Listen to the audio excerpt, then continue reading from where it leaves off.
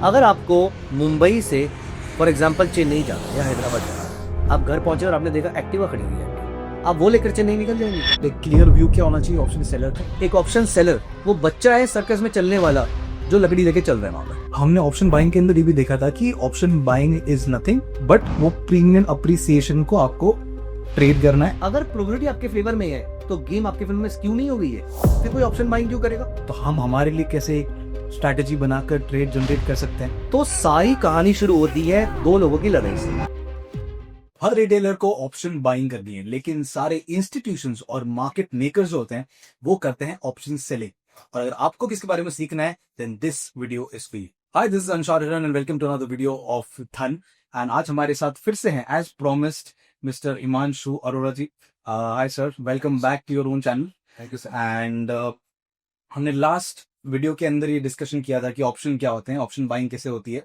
And हमने ये बात भी कही थी कि अगर ऑप्शन सेलिंग सीखनी है तो हमें कमेंट्स में बताइए। हमारे सारे व्यूअर्स को हमने ये चीज कही थी एंड आपकी पॉपुलैरिटी इतनी है कि इतने सारे उस वीडियो पे कमेंट्स आए हैं and everybody wants to learn option selling from you. तो आज की वीडियो का एजेंडा कुछ इस तरह का रखते हैं सर कि अगर कोई बिगिनर है जिसको ऑप्शन सेलिंग के बारे में कुछ भी पता नहीं है, उनको भी ऑप्शन सेलिंग के ऊपर बहुत अच्छी क्लैरिटी आ जाए। साथ ही साथ एक ऐसी ऑप्शन सेलिंग स्ट्रैटेजी जिसको एक बिगिनर, एक इंटरमीडिएट लेवल का आदमी और अगर कोई एडवांस लेवल पे ट्रेडिंग कर रहा है तो वो भी उसको बिना किसी हैसल के एग्जीक्यूट कर सके, ट्रेड कर सके। Perfect, right? So this is going to be the agenda for today. शुरुआत से शुरू करेंगे, अलग अलग डिटेल्स में जाएंगे मार्केट की, ऑप्शन सेलिंग की। जो एडवांस टर्म्स जो हम पिछली बार भूल गए थे, मतलब भूले नहीं थे, छोड़ दिया था हमने कि ज्यादा हेवी हो जाएगा, उन सब हेवी चीजों को आज थोड़ा ब्रेक डाउन करते हैं एंड उसके बाद बढ़ते हैं स्ट्रैटेजी की तरफ। Right, so let's do it. And जैसा कि हम हर बार शुरू करते हैं with a why question, right? I love these why questions. So my first why question is why option selling? Okay, that's a wonderful question to start with. Why option selling? देखिए, अगर एक market ऊपर जा रही है, for example मैं आपको एक एग्जांपल बताता हूं यहाँ पर। सो मान लेते हैं कि आप एप्पल का फोन यूज करते हैं और एप्पल का फोन अगले महीने लॉन्च होने वाला है, एक नया मॉडल, और आपको वो नया वाला मॉडल खरीदना है। व्हाट में कम, आपको वो नया मॉडल चाहिए, लेकिन आपका बजट भी लिमिटेड है और वो फोन अगर 1 लाख का आएगा तो फिर आप परचेज कर पाएंगे। हाइपोथेटिकल नंबर, वो फोन अगर 1 लाख रुपए का आएगा तो आप परचेज कर पाएंगे, अगर 1 लाख से ऊपर आएगा तो परचेज करने में प्रॉब्लम होगी आपको। ठीक, अब यहां पर अमेजॉन एक वाउचर लेकर आता है। वो ये कहता है कि ये 1000 रुपए का वाउचर अगर आप परचेज कर लेंगे, ये फोन जितने का मर्जी लॉन्च हो, आपको 1 लाख का मिलेगा। आप ये वाउचर परचेज कर लेते हैं। अब अगर ये फोन 1,20,000 रुपए का लॉन्च होता है, हु मेक्स मनी, यू और अमेजॉन? यू। How much? 19,000, क्योंकि 20,000 का प्रॉफिट हुआ और 1,000 रुपीज का आपने जो वाउचर परचेज किया था वो उसने आपको कॉस्ट क्लियर कर दी, तो 19,000 is the profit that you are making. अगर ये फोन लॉन्च होता है 2 लाख रुपए का तो आपका प्रॉफिट बहुत बड़ा हो जाता है। Right, completely hypothetical case, but अगर ये फोन 1 करोड़ का लॉन्च होता है, कंप्लीटली हाइपोथेटिकल, तो आपका प्रॉफिट बहुत बड़ा हो जाता है और अमेजॉन का लॉस बहुत बड़ा हो जाता है। लेकिन अब हम आते हैं इंपॉर्टेंट पॉइंट पे, अगर ये फोन 70,000 का लॉन्च होता है, who makes money? Amazon. How much? 1000। सिर्फ 1,000 रुपीज। अगर ये फोन 1 लाख का ही लॉन्च होता है then who makes money, you और अमेजॉन? क्योंकि आप एक्सपेक्ट करते प्राइसेस ऊपर जाएंगे, अमेजॉन एक्सपेक्ट करता प्राइसेस नीचे जाएंगे। अब यहां पर ना तो आप सही है ना अमेजॉन सही है, then also Amazon is making money. Not just this, ये फोन लॉन्च होता है 1,02,000 रुपए का, हु मेक्स मनी? अमेजॉन। जबकि सही तो आप थे, क्योंकि you are expecting the prices to go up and the prices have gone up by 200 rupees, लेकिन प्रॉफिट कोई और बना रहा है। 800 का प्रॉफिट उनको हो गया। अगर ये फोन लॉन्च होता है 1,05,000 का, then also they are making money. 1,09,000 का, then also they are making money. So the point is, option buyer makes money when the market goes up, when the prices go up, when the price of the underlying asset goes up. Option seller makes money when the prices go down, and also when the prices remain flat, and also when the prices go up but slightly. मतलब आप call के buyer थे, Amazon call का seller था, आपके favour में market गई, तब भी अमेजॉन को प्रॉफिट हो सकता है। तो बेसिकली लेस देन 1/3 केसेस में ऑप्शन बायर को फायदा हो रहा है, मोर देन 2/3 केसेस में ऑप्शन सेलर को फायदा हो रहा है। तो ये है आपके क्वेश्चन का आंसर, व्हाई ऑप्शन सेलिंग? क्योंकि probability is in your favour. Probability आपके फेवर में इतनी ज्यादा है कि अभी एटलीस्ट 1/3 या मैक्सिमम 1/3 टाइम आपको प्रॉफिट हो सकता है, क्योंकि अभी तो मार्केट के आपके फेवर में जाने पर भी आपको लॉसेज हो रहे हैं। तो मतलब आपकी जो प्रॉफिट प्रोबेबिलिटी है या प्रॉफिटेबिलिटी की जो प्रोबेबिलिटी है, ये probability is actually less than 30%. So more than 7 out of 10 times the option seller is making money and less than 3 out of 10 times option buyer is making money. Depend करता है premium कितना है और market में volatility कितनी है, इसके basis पे डिपेंड करता है कि आपकी प्रोबेबिलिटी कितनी बन रही है। लेकिन ये बात तो श्योर है कि ऑप्शन बायर की जीतने की प्रोबेबिलिटी 1/3 से ज्यादा की नहीं है, इसीलिए इंस्टीट्यूशंस ऑप्शन सेल करते हैं। अब यहां पर बहुत सारे लोगों के माइंड में क्वेश्चन आ सकता है कि फिर कोई ऑप्शन बाई करता ही क्यों है? करेक्ट, क्योंकि ऑप्शन बाइंग में पैसे बहुत कम लगते हैं। और हमने लास्ट वीडियो में डिस्कस भी किया था कि प्रॉफिटेबिलिटी चेस करने वाला जो ट्रेडर है वो ऑप्शन की बाइंग करेगा, वो ऑप्शन सेलिंग नहीं करेगा। ऑप्शन सेलिंग वो करेगा जिसको कम प्रॉफिट चाहिए लेकिन ज्यादा बार प्रॉफिट चाहिए। ऑप्शन बाइंग वो करेगा जिसको कम बार प्रॉफिट चलेगा लेकिन ज्यादा प्रॉफिट बनना चाहिए। सो जिसको भी प्रोबेबिलिटी अपने फेवर में करनी है, जिसको 10 में से 7 बार, 10 में से 8 बार या 10 में से बड़े लंबे पीरियड के लिए अगर आपको जीतना है लेकिन प्रॉफिट ज्यादा नहीं होगा, वो करेगा option selling. So that is why someone chooses option selling. Now think about institution जिसकी आप बात कर रहे थे। इंस्टीट्यूशन की बोरोइंग कॉस्ट बहुत कम है, जो बाहर से पैसा लेकर आ रहे हैं उनकी बोरोइंग कॉस्ट बहुत कम है। और या फिर अगर वो बाहर के पेंशन फंड से बिलोंग करते हैं तो उनके वहां के इंटरेस्ट रेट 2%, 2.5% ओनली। अगर वो यहां से साल का 6% भी जनरेट कर लेते हैं, और मैं कह रहा हूं करेंसी को हेज कर लेते हैं वो, और नेट नेट अगर वो यहां से एक्स्ट्रा 4% जनरेट कर लेते हैं, दे आर सॉर्टेड। लेकिन हमारी बोरोइंग कॉस्ट ज्यादा है, इसीलिए 12% के आसपास की। और 12% के में ट्रेडिंग लिए कोई पैसा नहीं देता वहां पर। 12% के तो आप अपना लोन ले रहे हैं। वो बात हो रहा है कि आप यहाँ पर फॉर एग्जांपल अगर हम धन प्लेटफॉर्म की ही बात करें तो यहाँ पर अपने म्यूचुअल फंड जो आपके डीमैट में है, आप उसको प्लेज करके उसके अगेंस्ट कोलेक्टर ले लेंगे। सर उस मार्जिन से आप ट्रेड कर सकते हैं। जितने टाइम के लिए आप ट्रेड करेंगे उतने टाइम का आपको इंटरेस्ट पे करना है। तो उस पॉइंट ऑफ व्यू से मैं मान लेता हूं कि 12-12.5% के आसपास की आपकी कॉस्टिंग हो गई, और वो भी पर डे के अकॉर्डिंग आपको पे करनी है, मतलब 10 दिन का, तो सिर्फ 10 दिन का इंटरेस्ट पे करना है।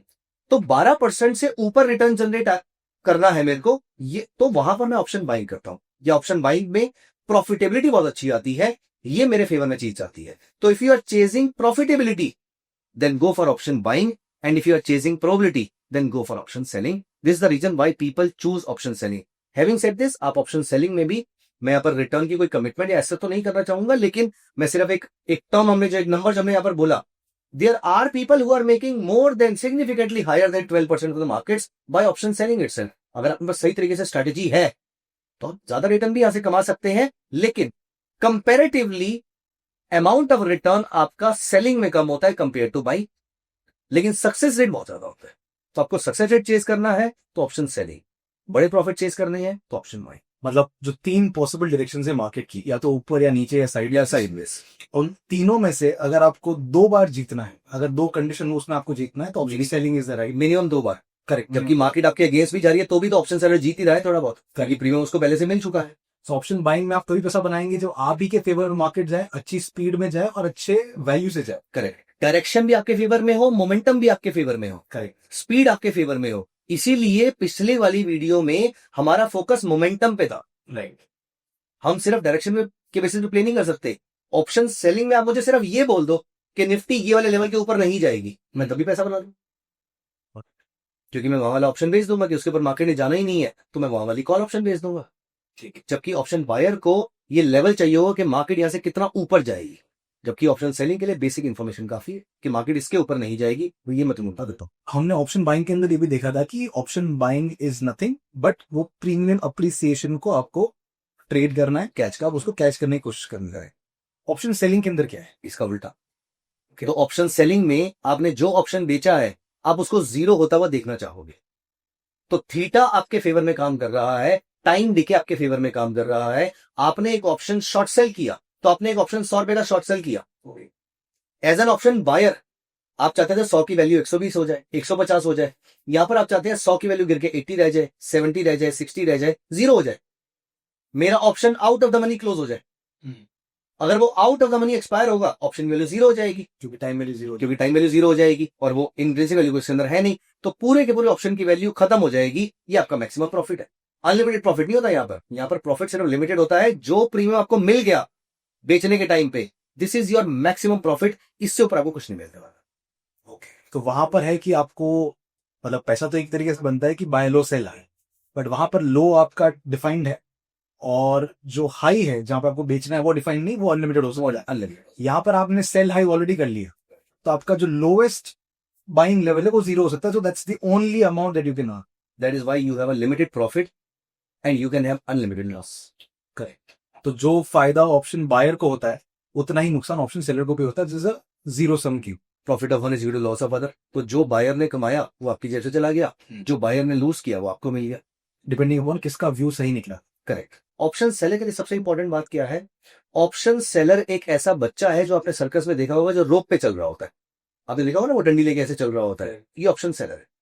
आपको सिर्फ अपने बैलेंस को मेंटेन करके रखना है और आप सामने मंजिले पहुंच जाएंगे। आपका रिस्क अनडिफाइंड है, आपका प्रॉफिट डिफाइंड है, और आपको बैलेंस मेंटेन करके चलना है। जहां पर मार्केट, देखो आपको सिर्फ ये चाहिए कि आपकी मार्केट आपके अगेंस्ट बहुत ज्यादा नहीं जाए, बस पैर ना फिसले आपका। इलेक्शन के टाइम पे, बजट के टाइम पे बहुत ही पेनफुल होता है ऑप्शन सेल करना, या बहुत ही पेनफुल हो सकता है ऑप्शन सेल करना। उसका रीजन ये है कि उस समय मार्केट बहुत ज्यादा वॉलेटाइल हो जाती है, अनसर्टेनिटी बहुत ज्यादा होती है। तो volatility is the biggest enemy of an option seller. जो volatility is a friend of option buyer, वो ऑप्शन सेलर का दुश्मन बन जाता है। आप सिर्फ ये चाहते हो, फॉर एग्जाम्पल मैं अपनी ऑप्शन सेलिंग स्ट्रेटेजी में, मैं सिर्फ ये चाहता हूं कि भैया मार्केट मेरे अगेंस्ट बहुत ज्यादा ना जाए। थोड़ी बहुत जाएगी मैं मैनेज कर लूंगा, चल जाएगी। बहुत ज्यादा जाएगी तो मैनेज करना मुश्किल हो जाएगा, उसके लिए I keep a stop loss. लेकिन as long as the market is moving in my favour, moving flattish, not moving significantly against me, I make. तो एक क्लियर व्यू क्या होना चाहिए ऑप्शन सेलर का? ऑप्शन बायर का हमारे पास पता था कि अगर if you are very strongly bullish you buy call, if you are strongly bearish you buy a put. When do you sell a call, when do you sell a put? If I am sure that the market is not significantly bullish, I'll sell a call. मतलब मुझे लगता है कि इस level के ऊपर market नहीं जाएगा। नहीं जाएगी तो 25,000 पे निफ्टी चल रही है मान लेते हैं, हाँ, बस मुझे ये पता है कि भैया 25,100 से ऊपर मार्केट नहीं जाएगी। नीचे जाए या ना जाए मुझे उससे फर्क नहीं पड़ता। ओके। तो जिस लेवल के ऊपर मार्केट नहीं जाएगी, अगर इस बात को लेकर कोई कॉन्फिडेंस है, मैं ये वाली कॉल ऑप्शन बेचता हूं। पुट के लिए अगर मुझे पुट के लिए मुझे ये पता है कि ये एक मेजर सपोर्ट है, इससे नीचे मार्केट नहीं जाएगी, मैं ये वाली पुट ऑप्शन सेल करता हूं। ओके। बस मुझे, फॉर एग्जाम्पल, कंपनी के रिजल्ट आने वाले हैं, यूएस फेडरल रिजर्व का डिसीजन आने वाला है, इलेक्शन के रिजल्ट्स आने वाले हैं, बजट आउटकम आने वाला है, अगर ऐसा कुछ भी हो रहा है तो यहां पर ऑप्शन सेलिंग बहुत ज्यादा रिस्की हो सकती है आपके लिए, क्योंकि मार्केट आपके फेवर में या आपके अगेंस्ट दोनों डायरेक्शन में बहुत ज्यादा जा सकती है। लेकिन मजे की बात यह है कि फेवर में जब जाएगी तब वो कुछ खास मिलना नहीं है, लेकिन अगेंस्ट जाएगी तो बहुत कुछ लूज हो जाएगा। इसीलिए सिर्फ वॉलेटाइल मूव ना आने वाला हो, ये बात आपको इंश्योर करनी है। अगर वॉलेटाइल मूव आने वाला है तो फिर आपके लिए प्रॉब्लम है, फिर आपको ऑप्शन सेलिंग नहीं करनी चाहिए। अब लास्ट वीडियो में हमने बहुत सारे कंपोनेंट्स, अलग अलग टर्म्स के बारे में भी जाना था। हमने बेसिक से स्टार्ट किया था, कॉल पुट क्या होते हैं, उसके बाद में एक्सपायरीज की बात की थी, स्ट्राइक प्राइस की बात की थी, ओपन इंटरेस्ट की बात की थी, आईवी को हमने थोड़ा सा टच किया था। जो भी हमारे मेडिकल फैसिलिटीज है वो आईवी को टच नहीं किया था, इम्प्लाइड वॉलेटिलिटी को टच किया था। इसके अलावा हमने एक्सपायरीज की बात की थी, अलग अलग टर्म्स की बात की थी, राइट। फिर हमने डेल्टा को आपने मेंशन किया था कि क्या कैसे वो इम्पैक्ट करता है। थीटा के बारे में भी आपने थोड़ा बहुत बताया था। ऑप्शन बायर्स के लिए आपने कहा था ये चीज जरूरी है, जान लो। ऑप्शन सेलर्स को उनके साथ साथ और क्या क्या जानना है? सबसे इंपॉर्टेंट चीज है थीटा, क्योंकि यही आपका सबसे बड़ा दोस्त है ऑप्शन सेलिंग के अंदर। अब थीटा क्या होता है? Theta is the rate of change of option premium with respect to time. वक्त के साथ ऑप्शन की वैल्यू लगातार गिरती रहेगी। हमने लास्ट वीडियो में बात करी थी in the money, at the money, out of the money options. आज जब हम ये वीडियो रिकॉर्ड कर रहे हैं तो आज भी एक एक्सपायरी थी, करेक्ट। अब यहां पर मैं आपको दिखाता हूं, यहां पर मैंने वापस से ऑप्शन चेन ओपन कर ली। यहां पर मैं चलता हूं इस एक्सपायरी पे जो करंट डे की एक्सपायरी थी। अब देखिए जितने भी हमारे out of the money options हैं इन सब की वैल्यू जीरो हो गई है। ये 5 पैसा 5 पैसा 5 पैसा 10 पैसा जो आपको दिख रहा है एलटीपी, तो out of the money option सारे के सारे जीरो हो चुके हैं। वो पुट ऑप्शंस थी और ये आपकी कॉल ऑप्शंस हैं, सारे के सारे ओटीएम ऑप्शन जीरो हो गए हैं। तो थीटा आपके फेवर में काम किया, उसके फेवर में काम किया जिसने इस ऑप्शन को बेच रखा था। अब यहां पर अगर हम मान लेते हैं कि ये मार्केट यहीं की यहीं रहती है, 24,793 की मार्केट रहती है एक हफ्ते के बाद भी, तो 26 जून को वो प्रीमियम जो आपको 178, 151, 128, 107 ही सारे दिख रहे हैं, और पुट साइड पे 175, 158, 140 समथिंग, ये सब भी जीरो हो जाएंगे। क्योंकि एक्सपायर हो गया और टाइम क्योंकि एक्सपायर हो गया और टाइम वैल्यू बची नहीं और इंट्रिंसिक वैल्यू में आई नहीं, क्योंकि हमने एज्यूम किया कि ये मार्केट 24/7 है और एक हफ्ते तक मार्केट यही रहती है या फिर एक हफ्ते के बाद मार्केट यही रहती है। तो यहां पर ये सारे ऑप्शन की वैल्यू खत्म हो जाएगी, जीरो हो जाएगी। जिसने ये ऑप्शन बेच रखे होंगे उन सबको ये पूरा पैसा प्रॉफिट की फॉर्म में मिल जाएगा। लेकिन अभी चीजें इतनी आसान नहीं है। उसका रीजन ये है कि ये पैसा तो आपको मिल जाएगा ऑप्शन बाइंग में, क्योंकि आपका रिस्क लिमिटेड था तो आपने प्रीमियम थोड़ा सा पे किया। फॉर एग्जाम्पल आपने 100 रुपए का ऑप्शन बाय किया, 100 रुपए मान लेते हैं कि 75 का लॉट साइज है, तो 7,500 रुपीज का आपने अमाउंट पे कर दिया, यही आपका मैक्सिमम लॉस है। तो 7,500 रुपीज आपका मैक्सिमम लॉस था और मैक्सिमम प्रॉफिट अनलिमिटेड हो सकता है। करेक्ट। ऑप्शन सेलर के लिए तो 7,500 का मैक्सिमम गेन है ये वाला, अगर मैं उसकी काउंटर पार्टी हूं, और मेरा मैक्सिमम लॉस कितना है? अनलिमिटेड। अनलिमिटेड। अब इस अनलिमिटेड लॉस को कवर करने के लिए क्या मुझे एक्सचेंज जाने देगा? एज एन एक्सचेंज पैसे नहीं मांगेगा मेरे से। एज एन ऑप्शन बायर तो मैंने प्रीमियम पे किया और एक्सचेंज ने अपने लॉस को या अपने रिस्क को कवर कर लिया कि भैया तुम्हारा मैक्सिमम लॉस सिर्फ प्रीमियम का हो सकता है, तुम्हारा प्रीमियम मैंने ले लिया, अब तुम कहां भागोगे? बराबर। लेकिन एज एन ऑप्शन सेलर मेरा लॉस तो 1 करोड़ का भी हो सकता है, हाइपोथेटिकली, होता नहीं है लेकिन 1 करोड़ का भी हो सकता है, राइट, 2 लाख का भी हो सकता है, 5 लाख का भी हो सकता है।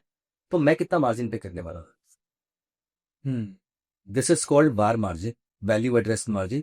एक्सचेंज ही कैलकुलेट करता है कि तुम कितना लॉस मैक्सिमम डेज पे कर सकते हो, 99% डेज पे तुम कितना लॉस कर सकते हो, उसे कहते हैं बार मार्जिन। ओके, तो बेस्ड ऑन वोलेटिलिटी एक्सचेंज आपसे एक मार्जिन अमाउंट चार्ज कर लेता है। तो अगर मैं ये ऑप्शन यहां पर बाय करना चाहता हूं, ये out of the money call option, अगर मैं यहां पर बाय करना चाहता हूं तो अब देखिए मार्जिन रिक्वायरमेंट इज ओनली 9672, लेकिन अगर मैं ये ऑप्शन सेल करना चाहता हूं so my margin requirement is 2,05,535। Significantly higher than this. कभी कभी ये 10 गुना हाई होता है, कभी कभी ये 5 गुना हाई होता है, कभी कभी ये 20 गुना भी हाई होता है। तो ये मार्जिन, फॉर एग्जाम्पल अगर आप किसी एक deep out of the money call option को बाय करें तो देखिए इसका मार्जिन कितना है, सिर्फ और सिर्फ 143 रुपीज। और अगर आपने इसी ऑप्शन को सेल करना है तो margin is 1,24,793 rupees, which is 100 times, 100 times क्यों, 1000 टाइम्स आपका हो गया। So as an option seller दो प्रॉब्लम है। पहला, क्योंकि प्रोबेबिलिटी तो आपके फेवर में है, लेकिन अगर प्रोबेबिलिटी आपके फेवर में है तो गेम आपके फेवर में स्क्यू नहीं हो गई है, फिर कोई ऑप्शन बाइंग क्यों करेगा? सिर्फ प्रॉफिटेबिलिटी के लिए कर रहा था वो, लेकिन प्रोबेबिलिटी तो सिग्निफिकेंटली अगेंस्ट है उसके। तो गेम को बैलेंस करने के लिए यहां पर एक तो मार्जिन ज्यादा लगता है आपका, करेक्ट, दूसरा अनलिमिटेड लॉस होता है। तो अब गेम दोनों के फेवर में या दोनों के अगेंस्ट बराबर चली जाती है।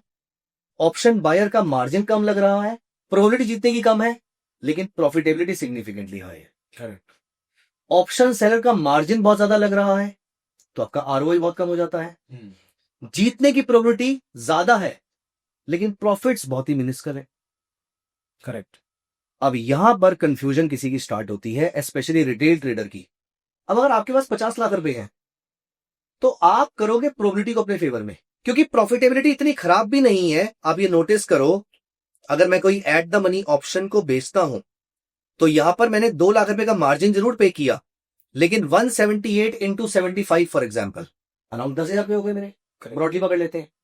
10,000 रुपए एक हफ्ते के अंदर on a margin of 2 lakh रुपए इज 5%। Yes, not bad. अगर आप एक हफ्ते में 5% कमा लेते हो, ये भी बहुत अच्छा रिटर्न है आपके लिए तो। लेकिन इसके लिए आपके पास बड़ा अमाउंट ऑफ मार्जिन होना चाहिए। रिटेल ट्रेडर के पास ये मार्जिन नहीं होता। उसको मालूम तो है कि प्रोबेबिलिटी मेरे फेवर में है, लेकिन उसके पास ये मार्जिन नहीं होता है, इसीलिए ऑप्शन बाइंग करने चला जाता है। मैं आपसे पूछता, अगर आपको मुंबई से फॉर एग्जाम्पल चेन्नई जाना है या हैदराबाद जाना है और आप घर पहुंचे, जाना थोड़ा जरूरी था, आप घर पहुंचे और आपने देखा एक्टिवा खड़ी हुई है या फॉर दैट मैटर एक बाइक खड़ी है, हायाबुसा की बात नहीं करता, क्योंकि वो लेकर तो आप निकल भी सकते हैं, लेकिन अगर आप एक नॉर्मल सी बाइक खड़ी हुई है आपकी और या फिर एक्टिवा खड़ी है, आप वो लेकर चेन्नई निकल जाएंगे क्या? आप एक सही तरीका ढूंढेंगे जाने का? करेक्ट। आई वुड से सबसे बड़ी गलती रिटेल ट्रेडर ये करता है कि सिर्फ पैसे ना होने की वजह से वो ऑप्शन बाइंग करते हैं। देखो, आपकी स्ट्रैटेजी ऑप्शन बाइंग की है, आपको मोमेंटम कैच करना आता है, फिर आप ऑप्शन बाइंग करें, समझ में आता है। लेकिन जस्ट बिकॉज आपकी आप बुलिश है, और आपको ऑप्शन सेलिंग करना था क्योंकि आप बहुत ज्यादा कंफर्टेबल नहीं थे ऑप्शन बाइंग करने में, क्योंकि आपकी कन्विक्शन बहुत ज्यादा हाई नहीं थी ट्रेड को लेकर, लेकिन आपने पुट सेल करने की जगह कॉल बाय कर दी। क्यों? क्योंकि पुट सेल करने के पैसे नहीं थे। This does not make sense.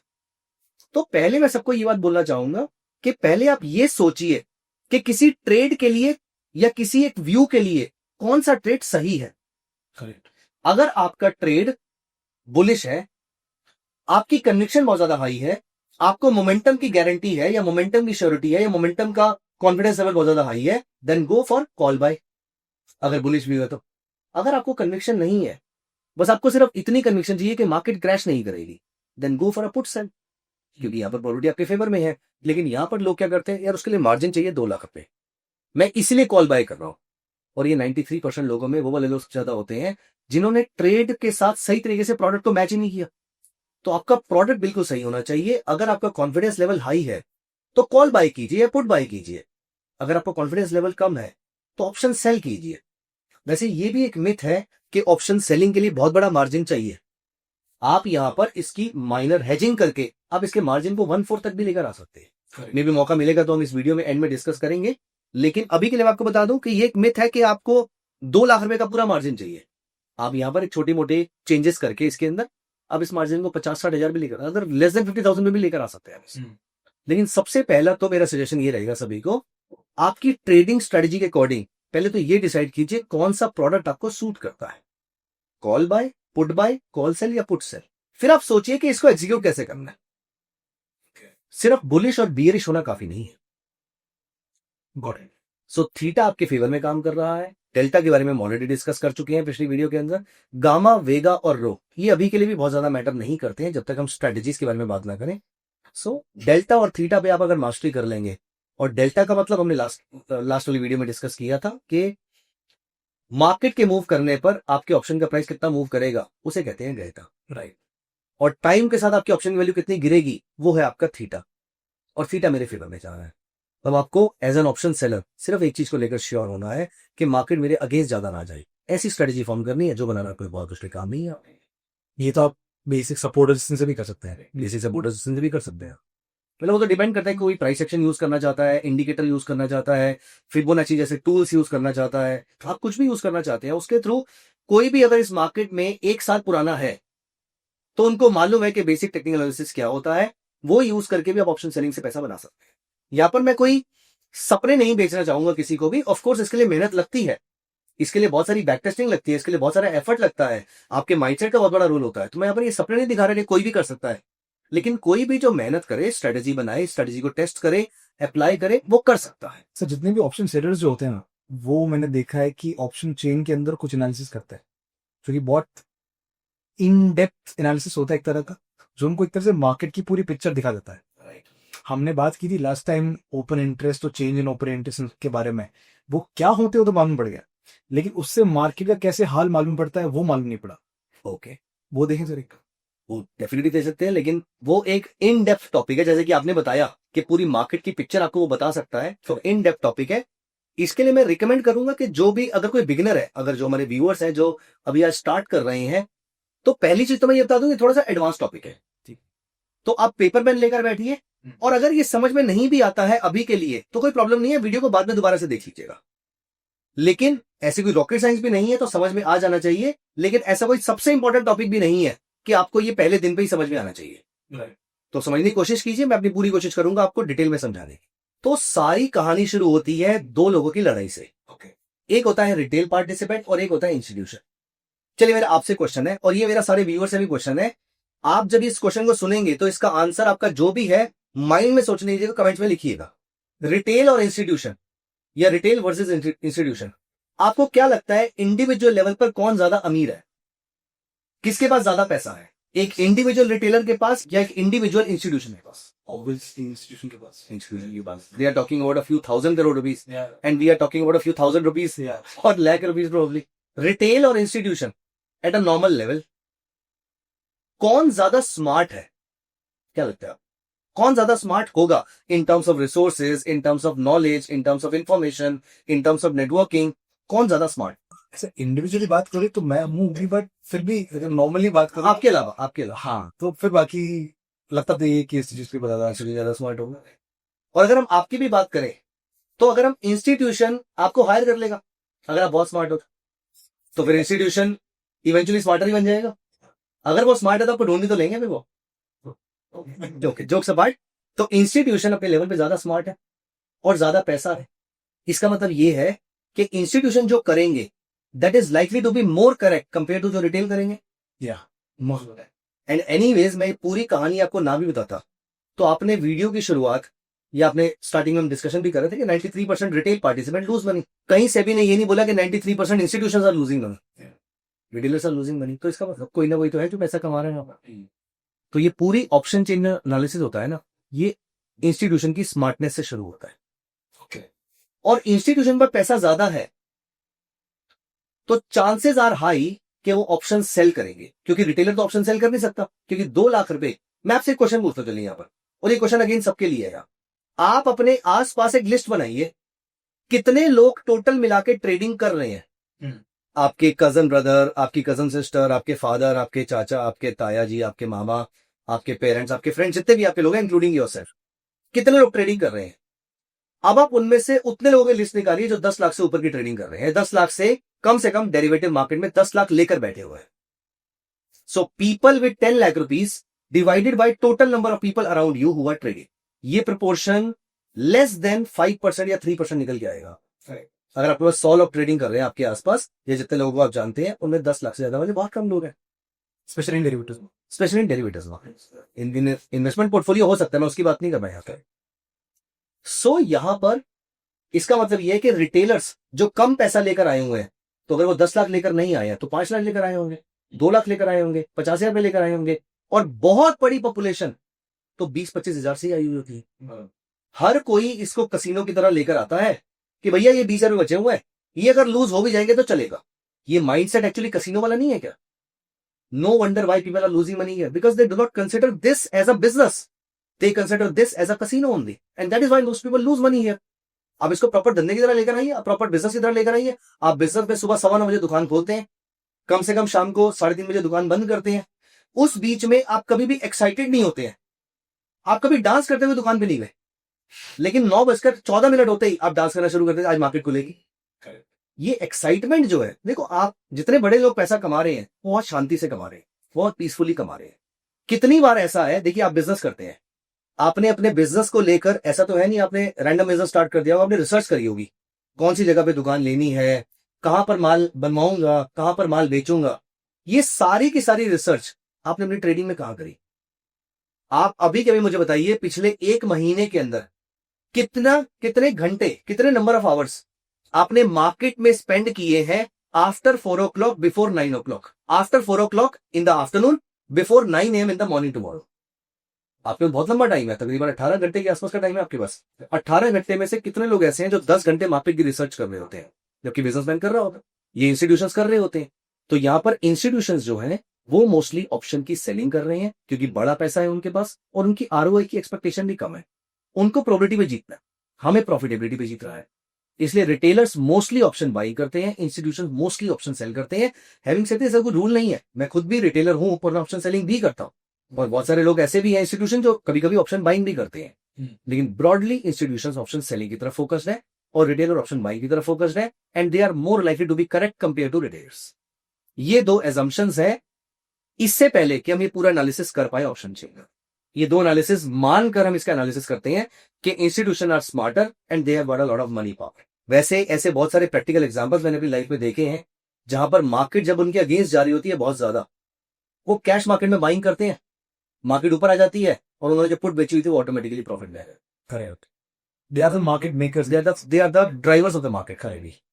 सो यहां पर मेरे सामने ऑप्शन चेन खुली हुई है, और यहां पर मैं कोई व्यू नहीं शेयर कर रहा अपना, मैं आपको सिर्फ ये बता रहा हूं कि एनालिसिस कैसे करते हैं। तो सबसे पहले आपको यह देखना है कि ओपन इंटरेस्ट में सबसे ज्यादा ऑप्शंस कौन से ट्रेड हो रखे हैं। फॉर एग्जांपल यहां पर देखिए 48.36 लाख, 34.94 लाख, 75 लाख, 34 लाख, 42 लाख, 33 लाख, ये सारी कॉल ऑप्शंस जो हैं ये इंस्टीट्यूशंस ने बेच रखे हैं और रिटेलर्स ने खरीद रखे हैं। राइट। देखो रिटेलर का माइंडसेट क्या होता है, आज निफ्टी चल रही है 24,790, मैं 25,000 की कॉल ऑप्शन परचेज कर लेता हूं, कितना 250 पॉइंट दूर है, या 210 पॉइंट दूर है, कितने पैसे लग रहे हैं? हार्डली 100 रुपए। जाने को सिर्फ 100 रुपए है, आने को तो 20,000 रुपए है। ये होता है माइंडसेट। इंस्टीट्यूशन ऐसा नहीं सोचता। इंस्टीट्यूशन कहता है मुझे तो बस 100 रुपए कमाने हैं, मैं ऑप्शन बेच देता हूं, 100 रुपए इज मोर देन सफिशिएंट। मुझे अनलिमिटेड प्रॉफिट नहीं कमाना, मुझे रातों रात अमीर नहीं बनना। वो ये कहते हैं कि 2 लाख रुपए लगाकर मुझे दिस 100 इंटू 75 रुपीज मिल रहे हैं, 7,000 रुपए मिल रहे हैं, 6,000 रुपए मिल रहे हैं। 2 लाख रुपए लगाकर एक हफ्ते में अगर मुझे 6,000 रुपए मिल रहे हैं, आई एम सॉर्टेड। मेरी रिटर्न एक्सपेक्टेशन साल की 8% की है, 3 हफ्ते में हफ्ते में मिल रहे हैं मुझे यहाँ पर। वो तो ये कह रहे हैं मुझे ये भी नहीं चाहिए, मुझे तो 25 वाला ऑप्शन नहीं चलेगा। और इसीलिए आप देखेंगे तो दूर वाले ऑप्शंस में आपको बड़ी बड़ी क्वांटिटी देखने को मिलेगी। 25,000 में 75 लाख क्वांटिटी बिकी हुई है। आप और दूर जाएंगे तो देखिए 25,500 वाला ऑप्शन सिर्फ 11 रुपए का बिक रहा है, जो ये आज अप्रोक्सीमेटली 9 रुपए डाउन था।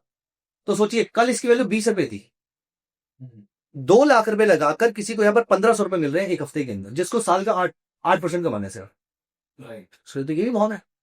और आप सोचिए अभी चल रही है निफ्टी 24,790, 25,600 जाने की प्रोबेबिलिटी या फिर 25,500 जाने की प्रोबेबिलिटी, अगले एक हफ्ते में 800 पॉइंट जाने की प्रोबेबिलिटी कितनी है? मैं आपको याद दिला दूं, हम उस पीरियड में खड़े हुए जहां पर इजराइल और ईरान लड़ाई कर रहे हैं। फेडरल रिजर्व का मेजर इवेंट कल रात को हो गया, उन्होंने इंटरेस्ट रेट कट नहीं किए हैं, मतलब मार्केट को जो बूस्ट मिलना था वो भी नहीं मिला है। 2 वॉर्स इस समय चल रहे हैं, तीसरा चालू हो रही है। और अभी डोनाल्ड ट्रंप के जो टैरिफ वॉर है वो कभी भी स्टेटमेंट आ जाएगी। और फेवरेबल वाली चीज तो मार्केट सारी डिस्काउंट कर चुकी है, क्योंकि पिछले 2 महीने के अंदर मार्केट 18% ऊपर चली गई है बॉटम से। तो अब जो भी डिस्काउंट होना है वो नेगेटिव होना है। अब इन सारी चीजों को सोच के बताइए, अगले 5 से 6 ट्रेडिंग सेशंस के अंदर, 5 ट्रेडिंग सेशन के अंदर निफ्टी 800 पॉइंट ऊपर जाएगी, इसकी प्रोबेबिलिटी कितनी है? बहुत ज्यादा है या बहुत कम? बहुत। बस यही सोच के उन्होंने उस ऑप्शन को बेच दिया। तो यहां पर जो ऑप्शन वो बेच रहे हैं, पहला ओआई, सबसे ज्यादा ओआई कौन से लेवल पे है वो आप देखेंगे, और इसमें इंक्रीज इन ओआई भी हो रहा है। मतलब आज 30% ओआई इसका बड़ा भी है, क्योंकि कल रात को मेजर इवेंट हो गया ना। करेक्ट। तो उन्होंने पहले 20 रुपए पे ऑप्शन को बेच रखा होगा, शायद 40, 50, 60 का भी कुछ बेचा होगा उन्होंने, आपसे मुझे नहीं मालूम है। लेकिन आज भी वो ऑप्शन उन्होंने बेच दिया। आज शायद सुबह उनको 18-19 रुपए के आसपास का मिल रहा होगा, उन्होंने वहां बेच दिया। उसकी वैल्यू गिर गिर के 10 रुपए रह गई अभी के लिए। सो दे सोल्ड मोर एक्चुअली, ये सोल्ड मोर। तो यहां पर आपने नोटिस करना है कौन से ऑप्शन में ओआई बहुत ज्यादा आ रहा है, प्लस उसका ओआई इंक्रीज भी हो रहा है। मतलब रिटेलर्स ये वाले ऑप्शंस बाय करते जा रहे हैं और इंस्टीट्यूशंस ये वाले ऑप्शन सेल करते जा रहे हैं, क्योंकि उनका फर्म बिलीव है कि मार्केट इस लेवल से ऊपर नहीं जाएगी। वो ये नहीं कह रहे मार्केट क्रैश कर जाएगी, वो बस ये कह रहे हैं मार्केट इससे ऊपर नहीं जाएगी, मेरे को पैसा बन जाएगा। उनके लिए काइंड ऑफ एफडी हो गई कि जब तक मार्केट इससे ऊपर, इससे नीचे है और ऊपर नहीं जा रही है, तब तक ये पैसा मेरे घर पे आता रहे। और मजे की बात यह है कि अगर ये 20 वाला ऑप्शन जो कल था वो परसों 30 रुपए का रहा होगा, उससे पहले 35 रुपए का रहा होगा, आज ही गिर के 10 रुपए के आसपास रहेगा। हो सकता है प्रॉफिट बुक करके निकलने की भी सोच रहे हैं। हाँ, मतलब उन्होंने तो बहुत पहले भी हो सकता है सेल किया हो, पहले भी सेल किया हो, लेकिन उनका ओपिनियन ये है कि यहां पर 25,500 is a major resistance for the market. ये लेवल ब्रेक नहीं होगा। वैसे मैं बताऊं, हम टेक्निकल एनालिसिस के बहुत बड़े फैन हैं, एज इन मैं पर्सनली टेक्निकल को बहुत तकरीबन 17-18 साल से फॉलो कर रहा हूं, और हम सभी लोग टेक्निकल्स को फॉलो करते हैं, मानते हैं, ट्रैक करते हैं। अब और में टेक्निकल के जो मेजर सपोर्ट और रेजिस्टेंस है वो ये वाले लेवल आपको बनते हुए दिखेंगे फ्यूचर में। मतलब अगर ये मार्केट यहां से ऊपर चली जाती है तो 25,500 will be acting as a major resistance, जो अभी तक हो सकता है चार्ट में बना भी ना हो, क्योंकि ऑप्शंस का जो डेटा है वो मनी के फ्लो का डेटा रिप्रेजेंट करता है, स्मार्ट मनी का। तो स्मार्ट मनी 25,500 के ऊपर मार्केट को नहीं देख रही, तो जैसे ही मार्केट 25,500 के आसपास पहुंचेगी ये स्मार्ट मनी बेचेगी उसको, और जब वो बेचेगी तो हम कौन है उनके सामने? हम सिर्फ वो है जो वहां पर देखेंगे यार यहाँ पे पुट परचेज कर लेते हैं 4 रुपए के लिए, 10 रुपए के लिए, 20 रुपए के लिए, जैसा हमने पिछली वाली वीडियो में डिस्कस किया था। हम वो वाला मोमेंटम कैच कर लेंगे वो में, अगर हमें टेक्निकल आते हैं। लेकिन इंस्टीट्यूशन को फिलहाल यहां पर लग रहा है, तो ये देखिए चेंज इन ओआई 150%, लेकिन इसका पर्सनली ओआई का नंबर बहुत बड़ा नहीं है, इसलिए मैं इसको ज्यादा तवज्जो नहीं देता। आपने सबसे पहले ये देखना है सबसे बड़े ओआई के नंबर कहां पर है। ये देखिए 26,000 पे 128 लाख, मतलब 1.28 करोड़। इसकी वैल्यू आज गिर के सिर्फ 2.5 रुपए रह गई है। कभी ना कभी जब इन्होंने इसको सेल किया होगा शायद 10, 15, 20 रुपए रही होगी। अगर 10 रुपए भी रही होगी तो 26,000 जाने की प्रोबेबिलिटी तो ऑलमोस्ट नील है आज की डेट के अंदर, मतलब अराउंड 1300 पॉइंट अगले एक हफ्ते के अंदर, जिस मार्केट ने अभी अपना टॉप लगा के नीचे आना शुरू किया है और यूएस को बीच में इंटरवीन करना पड़ रहा है वॉर के। हम ऐसी सिचुएशन में हैं तो जहां पर ये लेवल जाने के चांसेस बहुत ज्यादा कम हो गए हैं, वहां पर ये आपकी एफडी है। तो ये जो लेवल, जिस लेवल पे आपको ओआई बहुत बड़ा दिख रहा है और ओआई सिग्निफिकेंटली इंप्रूव भी होता जा रहा है, these levels are likely to act as a major resistance going forward, क्योंकि इंस्टीट्यूशन यहां की कॉल्स बेच रहे हैं। अब पुट्स पे आकर पुट साइड पे देखिए कौन से ऐसे ऑप्शंस हैं जो बेचे जा रहे हैं। 61 लाख, और कोई 74 लाख, और कोई 59.42 लाख। तो 23,500 और 24,000 का एक मेजर सपोर्ट है मार्केट के अंदर, क्योंकि इसमें 32% के आसपास ओआई इंक्रीज भी हुआ है, और 23,500 को भी अगर हम देखें तो 88% के आसपास का ओआई इंक्रीज हुआ है। 13.65 की आज की वैल्यू चल रही है। करेक्ट। तो यहाँ पर इंस्टीट्यूशंस ने पुट सेलिंग की है, यहां पर इंस्टीट्यूशन ने पुट सेलिंग करी है। इसका मतलब वो इस लेवल को ब्रेक होता हुआ नहीं दिख रहे हैं। अब सोचो, इस पुट की वैल्यू आज बढ़ी है 3.5%, बट रुपी टर्म्स में देखें तो सिर्फ 45 पैसे। और रादर अगर आप बाकी पुट्स की वैल्यू देखें तो सारे पुट्स की वैल्यू थोड़ी थोड़ी ही बढ़ी है, सिर्फ 0.5%, 1%, 2%। तो मतलब मार्केट के गिरने के बावजूद ये पुट्स बहुत ज्यादा बड़ी नहीं है, जबकि मार्केट उनके अगेंस्ट गई है। और अभी कल जब ये थीटा डिके और ज्यादा स्टीप हो जाएगा, क्योंकि आज एक एक्सपायरी हो गई है, अब कल जब नई एक्सपायरी स्टार्ट होगी तो यहां पर ये थीटा डिके और ज्यादा स्टीप हो जाएगा। कल अगर ये मार्केट यहां से 18 पॉइंट और गिरती है तो ये पुट ऑप्शन आपको लॉस में दिखेगा, क्योंकि थीटा डिके एक्सपायरी के टाइम पे बहुत शार्प होता रहता है। तो थीटा का जो डिके होता है ना, वो लीनियर नहीं होता, वो एक्सपोनेंशियल होता है। हम जितना एक्सपायरी के पास आएंगे वो शार्प होता जाएगा। पहले हर दिन में अगर एक पॉइंट ऑप्शन का कम हो रहा था, अब 4 घंटे में 1 पॉइंट कम हो जाएगा, 3 घंटे में 1 पॉइंट कम हो जाएगा, या एक दिन में 4 पॉइंट कम हो जाएंगे। तो ये उनके और ज्यादा फेवर में जाने वाला है। तो आज की डेट में अगर हम इसका एनालिसिस करें तो वो ये बनता है, और ये एनालिसिस कोई पत्थर की लकीर नहीं होती है। जब ये ओआई चेंज होगा, जब ये ओआई का परसेंटेज चेंज होगा, तो मेरा व्यू भी चेंज होगा। लेकिन keeping all other factors constant, अगर ऐसा है तो यहां पर मार्केट में अप्रोक्सीमेटली 24,000 का एक अच्छा सपोर्ट है, और 23,500 का तो बहुत ही अच्छा सपोर्ट है। वो लेवल ब्रीच होता हुआ, ये ओपन इंटरेस्ट की टेबल बता रही है कि वो लेवल ब्रीच करना मुश्किल है। तकरीबन 60 लाख का ओपन इंटरेस्ट है, और 89% के आसपास आज क्रिएट हुआ है फ्रेश। तो 24,000 का भी एक मेजर सपोर्ट है, 23,500 का भी एक मेजर सपोर्ट है। ऐसा मैं नहीं कह रहा, ऐसा ओपन इंटरेस्ट की टेबल कह रही है। तो ये हो गया मार्केट का मेजर सपोर्ट, और मार्केट का मेजर रेजिस्टेंस है अप्रोक्सीमेटली 25,500 की। 62 लाख का ओआई है, 30% बड़ा भी है, और अप्रोक्सीमेटली ये सबसे नियर बाय रेजिस्टेंस जो है वो 25,000 का है। तो 24,500 से 25,000 का ये दोनों इंपॉर्टेंट लेवल्स है मार्केट के इस समय, keeping all other factors house. ये इंस्टीट्यूशंस को लगता है, और इसके उन्होंने अपनी पोजीशन बना रखी है गाइड। तो अगर हम भी इन्हीं लेवल्स पे अपनी सेलिंग पोजीशन बना ले तो सेलिंग के लिए पैसा चाहिए, ओके, लेकिन हम उस पैसे को कम कर सकते हैं हेजिंग कर। तो आप 2 लाख रुपए की जगह 50,000 में भी अपने व्यू को इंप्लीमेंट कर सकती है, और प्रोबेबिलिटी भी आपके फेवर में रहेगी। सो ये लेवल आपके मेजर सपोर्ट और रेजिस्टेंस बनेंगे मार्केट के अंदर फ्यूचर में जाके, जो आपको टेक्निकल बता देगा कि ये लेवल आपका मेजर रेजिस्टेंस है और ये लेवल मेजर सपोर्ट है। एज ऑफ नाउ एनालिसिस ये बनता है, और अब इसके अकॉर्डिंग आप जो चाहे ऑप्शन बाय या सेल कर सकते हैं। और इन चीजों को हम प्राइस एक्शंस के अंदर भी कंफर्म कर सकते हैं कि हो सकता है जो लेवल्स यहाँ पे दिख रहे हैं, हो सकता है वहां कोई प्रीवियस पीक बना हुआ हो, या फिर कोई ट्रेंड लाइन चलती हुई आ रही हो। बिल्कुल, जो कि मल्टीपल कंफर्मेशन है। तो उसे हम कहते हैं कॉन्फ्लुएंस।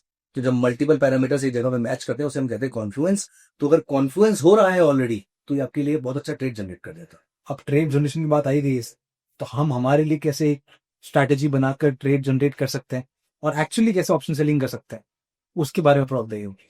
ओके, चलिए, यहां पर आप ऑप्शन सेलिंग जो कर सकते हैं वो आप या तो कॉल सेल कर सकते हैं या पुट सेल कर सकते हैं। करेक्ट। क्योंकि आप ऑप्शन सेलिंग कर रहे हैं तो अनलिमिटेड रिस्क है और लिमिटेड प्रॉफिट है। तो मैं इस फेवर में ज्यादा हूं कि अगर आप स्टॉक्स में ट्रेड कर रहे हैं तो कॉल सेल की प्रोबेबिलिटी और ज्यादा है कंपेयर टू पुट सेल की प्रोबेबिलिटी।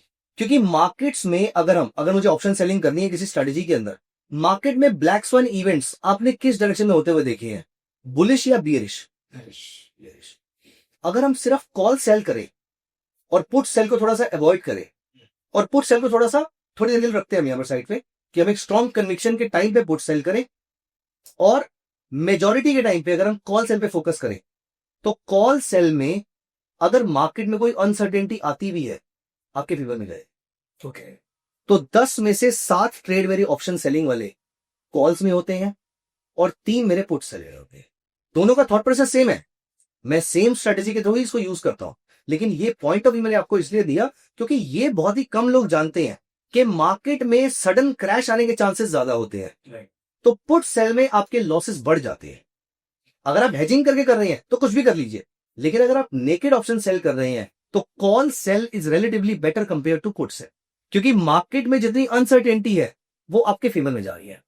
देखो कुछ चीजें ऐसी हैं जो बुक्स में नहीं मिलती है, वो आपको एक्सपीरियंस से मिलती है, बैंक्रप्सी से मिलती है, अपने आसपास के लोगों के एक्सपीरियंस से उनसे बात करके मिलती है।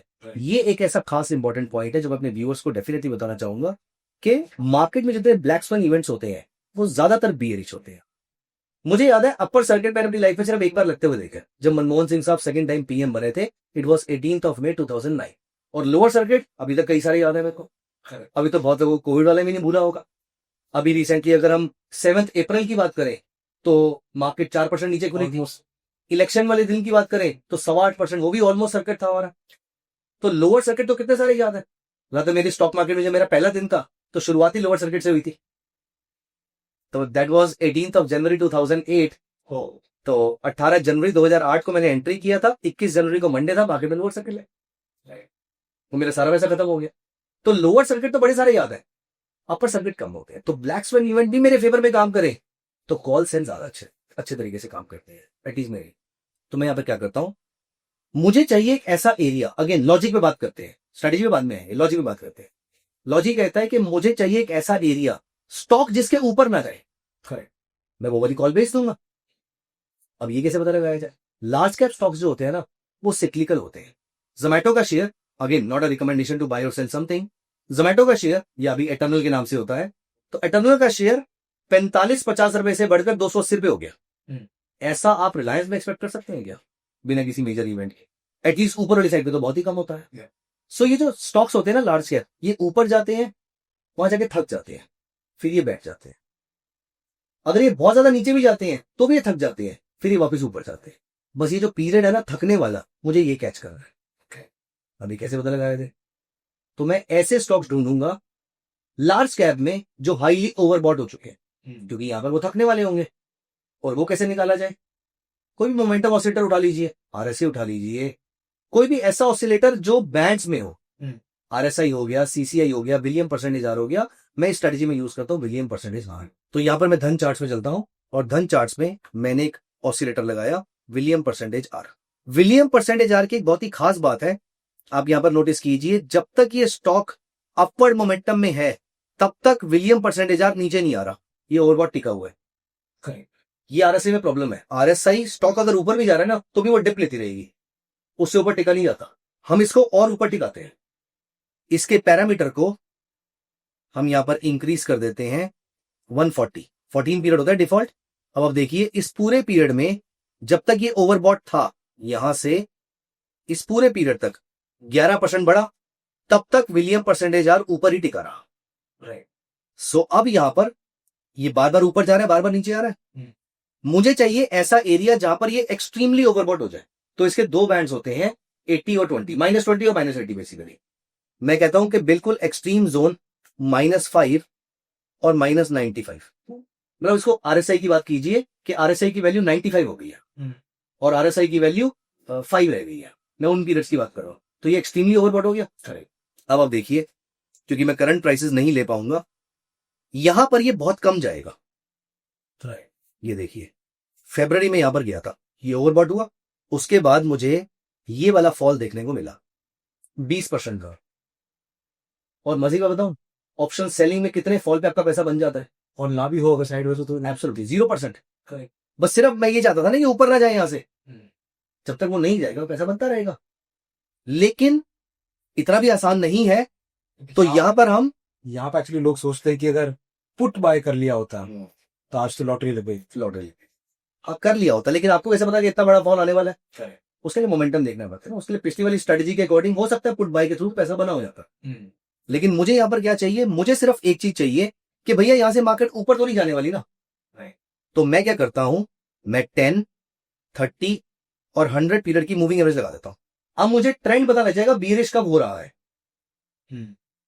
और इस लेवल पर जब 10 पीरियड मूविंग एवरेज 30 के नीचे और 30 100 के नीचे चली गई है, 2 आवरली चार्ट यूज कर रहा हूं मैं, यहां पर मैं आ गया, यहां पर मुझे पता लग गया कि भैया अब तो ये ट्रेंड बियरिश होना शुरू हो चुका है। तो जब बियरिश हो गया है तो कम से कम बुलिश तो नहीं होगा, साइडवेज हो जाएगा बुरे से बुरे केस में। अब मैं यहां पर जो रीसेंट हाई लगा था, आप नोटिस करेंगे इस स्ट्रेटजी के अकॉर्डिंग आपका जो रीसेंट हाई है वो अप्रोक्सीमेटली 5 से 6% दूर का रहता है, जो मेरा पर्सनल एक्सपीरियंस है। तो यहां पर मोस्टली मेरा जो रीसेंट रेजिस्टेंस बना था तकरीबन 5 से 6% दूर रहता है। अगर आप इस केस को भी देखें तो यहां पर अप्रोक्सीमेटली 4.94% दूर है। करेक्ट। तो मैं अराउंड 5% दूर की कॉल ऑप्शन यहां पर सेल कर देता हूं, स्विंग हाई के आसपास, और जो प्रॉफिट बनता है वो लेके चले जाते हैं। मेरा टारगेट सिर्फ इतना सा है कि मुझे ये वाला ऑप्शन बेचकर अगर 3% मेरे कैपिटल का रिटर्न मिल जाए, I am more than 3% of my capital deployed अगर मुझे ये मिल जाए, आप सोचो, no return expectation as such and no return sharing also, कैसी कोई इंटेंशन नहीं है। लेकिन अगर आपको महीने में ऐसे 2 ट्रेड भी मिल जाते हैं और 2 बार कैपिटल चर्न हो जाती है आपकी, मैं नहीं कह रहा कि दोनों सेम टाइम में मिले, आपने एक बार 3% जनरेट किया, फिर एक और रिटर्न जनरेट किया, या फिर एक ही टाइम में पूरे कैपिटल पे 3% रिटर्न जनरेट किया, आपको मालूम है 3% रिटर्न जनरेट करने पर आपका कैपिटल हर 2.5 साल में डबल रहा। तो आपका target, again I am saying to all my viewers and everyone here who is watching this video, मैं रिटर्न नहीं शेयर कर रहा, मैं रिटर्न एक्सपेक्टेशन की भी आपके माइंड में कोई नहीं डालना चाहता हूं।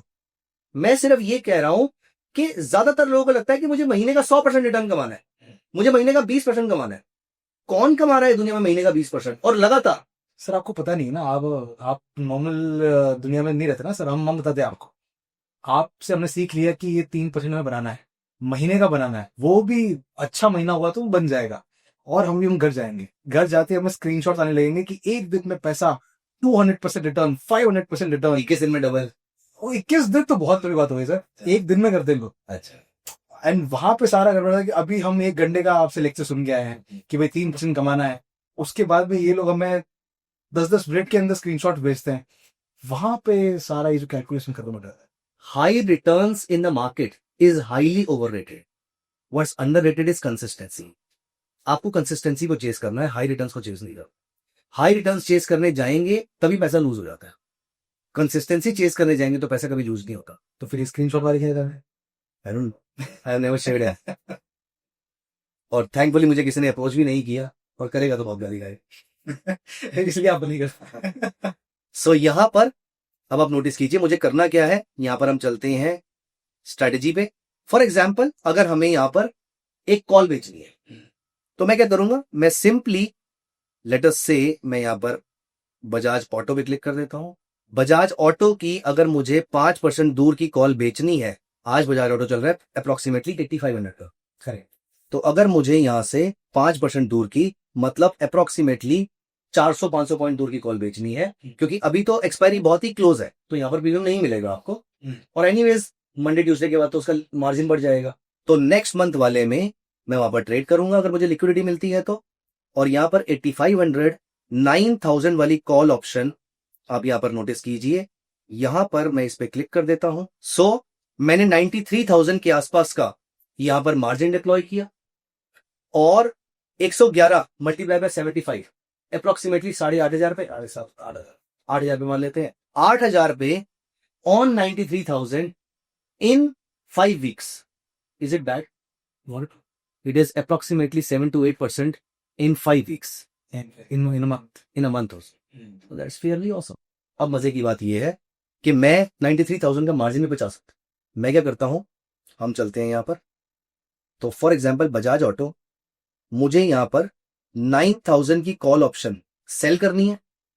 सो यहां पर मैं करंट मार्केट से दूर हूं अप्रोक्सीमेटली 6.25% के आसपास, मतलब 6.25% मार्केट मेरे अगेंस्ट जाएगी तो भी पैसा बन रहा होगा मेरा। और यहां पर मेरा मैक्सिमम, अब देखो मार्जिन कितना है, सिर्फ और सिर्फ 52,000 मार्जिन, आधा हो गया मार्जिन, और मेरा मैक्सिमम प्रॉफिट कितना है, अप्रोक्सीमेटली 4,700। तो 4700 divided by 5200 52,000 is approximately 9% times. तो जहां पर मेरा आरओआई 7% का आ रहा था वहां पर मेरा आरओआई भी 9% का हो गया, पहली चीज। दूसरा, मेरा मैक्सिमम लॉस भी डिफाइंड है। अब अगर ब्लैक स्वॉन इवेंट आ भी गया तो मेरा लॉस डिफाइंड है। मेरा मैक्सिमम लॉस ऑल्दो ज्यादा है, 32,000 पे है, लेकिन डिफाइंड तो है, अनलिमिटेड तो नहीं है। और प्रोबेबिलिटी हमारे फेवर में, प्रोबेबिलिटी मेरे फेवर में, अरे प्रोबेबिलिटी 6% तक मेरे फेवर में है। Correct. मार्केट अगर एक्सपायरी तक 3% भी मेरे अगेंस्ट जाके बंद होती है, मैं प्रॉफिट खाऊंगा। Right.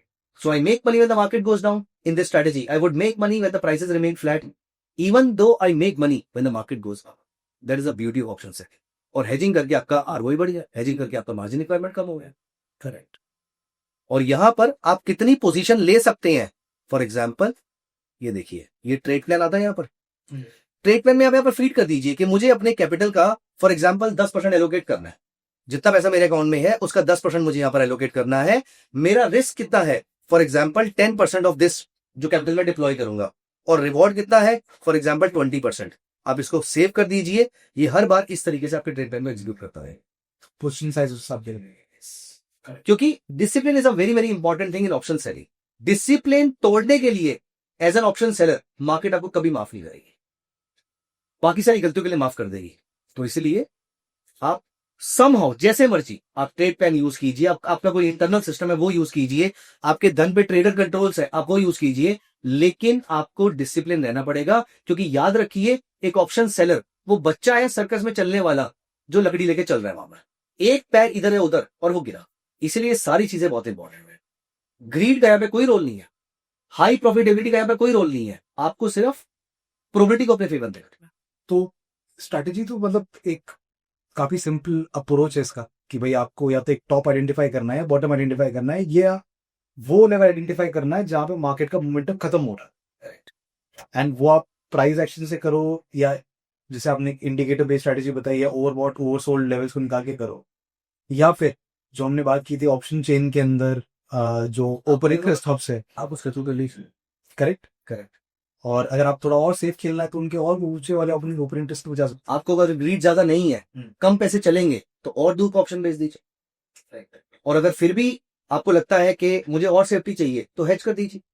There are so many things in option selling कि अगर आप सही तरीके से करें, ये आपके लिए एक passive source of income create कर सकता है, अगर आप इसको सही तरीके से करें। मैं रिकमेंड नहीं कर रहा कि आपको करना चाहिए इसको, लेकिन अगर सही तरीके से किया जाए तो ये एक अच्छी चीज है। ऑफ कोर्स चीज सर, तभी इतने सारे इंस्टीट्यूशंस को यूज कर रहे हैं। इंस्टीट्यूशंस करने। Correct, got it. एक वर्ड आपने यहाँ पे बहुत ज्यादा यूज किया है पूरे सेशन के अंदर, दैट्स हेजिंग, राइट। ये बात तो समझ में आती है कि ऑप्शंस को यूज करने के क्या रीजंस हो सकते हैं। सबसे पहला है हम इंडेक्स के अंदर ट्रेड कर सकते, राइट, क्योंकि इंडेक्स को आप नॉर्मली ट्रेड नहीं कर सकते, या तो फ्यूचर्स या ऑप्शंस के अंदर ट्रेड करते हैं। दूसरा, आप गिरते हुए मार्केट में पैसा बना सकते हैं, राइट। तीसरा, हाई लेवरेज्ड तरीके से आप ट्रेड कर सकते हैं। आप छोटे से पैसा डाल के अगर आप बाइंग कर रहे हो, बड़ा क्या रिटर्न आप जनरेट कर सकते हो, बड़े एक्सपोजर के अंदर आप खेल सकते हो। और चौथा जो रीजन होता है ऑप्शन ट्रेडिंग का, दैट इज हेजिंग। हेजिंग अपने आप में एक बहुत ही एब्स्ट्रैक्ट कॉन्सेप्ट है। हेजिंग से लोग लॉस भी बचाते हैं, हेजिंग से लोग पैसा भी कमाते हैं, हेजिंग से लोग फंड्स तक बनाने में, राइट। तो अगर आज इसको समझने लगे तो आई थिंक काफी लंबा सेशन हो जाएगा हमारा, बट इसके बारे में थोड़ा कुछ बताइए ताकि आइडिया लगे व्हाट इज हेजिंग, एंड फिर देखते हैं इसका बजाय। देखिए, हेजिंग एज यू मेंशन कि बहुत बड़ा कॉन्सेप्ट है, तो अगर हम आज इसके बारे में डिटेल में बात करेंगे तो बहुत लंबा वीडियो होगा हमारा। लेकिन अभी जो मैंने यहाँ पर किया कि मैंने यहाँ पर 9000 वाला कॉल ऑप्शन को बेचा था। अब देखिए, अगर मैं ये वाला ऑप्शन हटा लेता हूं, आपका मार्जिन है 93,739, राइट, और आपका मैक्सिमम प्रॉफिट है 8,300 के आसपास। मैंने अपने आप को हेज करने के लिए जो भी ऑप्शन बेचा था, जितने अमाउंट का बेचा था, उससे लोअर अमाउंट का एक ऑप्शन बाय करना है मुझे। अब ऑल्दो ये रोल डेल्टा का होता है, लेकिन अभी हम डेल्टा के टर्म से बात नहीं कर रहे। उससे कम अमाउंट का, उससे कम प्राइस का ऑप्शन मुझे बाय करना है। ये हो जाएगा हमारा हेजिंग। सो यहां पर ये ऑप्शन मैंने जब बाय कर लिया तो मैं अपने आप को हेज कर लिया। अब एक चार्ट बनता हुआ देखिए, यहां पर देख रहे हैं आप, अनलिमिटेड लॉस है। मैं जैसे ही ऑप्शन बाय करूंगा ये लॉस लिमिटेड हो जाता है, नीचे कैप बन जाती है, ये फ्लोर बन जाती है, फ्लोर बनती है। तो ये आपकी हेजिंग होती है। अब हेजिंग, कौन सी हेजिंग करनी चाहिए, कौन सी हेजिंग बेस्ट है, हम ये वाला फाइनल मार्जिन भी कम कर सकते हैं, अपने आरओआई को और इंक्रीज कर सकते हैं, अपने रिटर्न को भी इंक्रीज कर सकते हैं।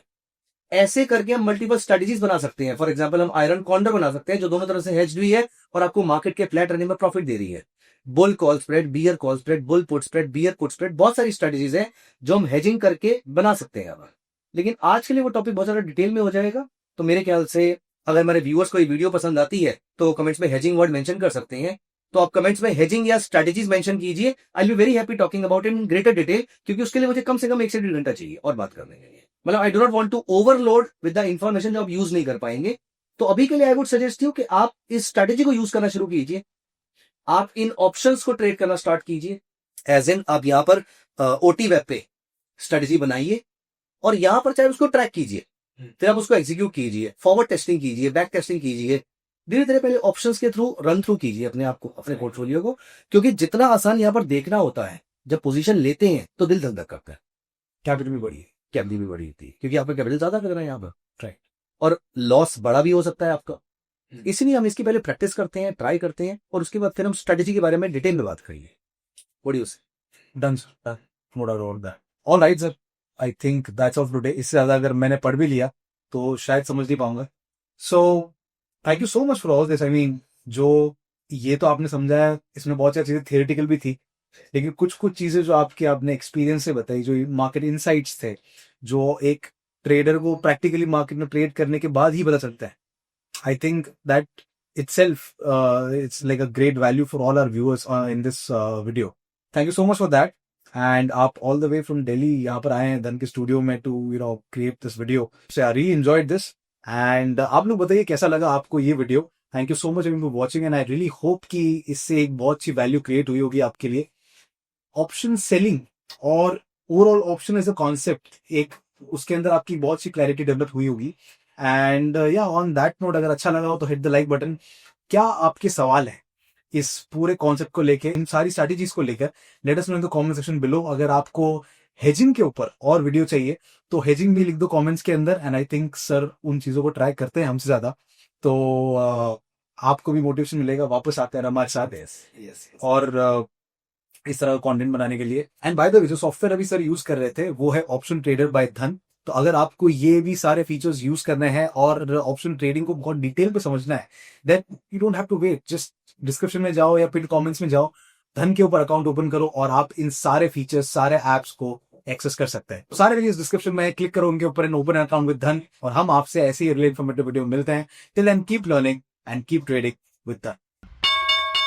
Investments in the securities market are subject to market risk. Read all the related documents carefully before investing.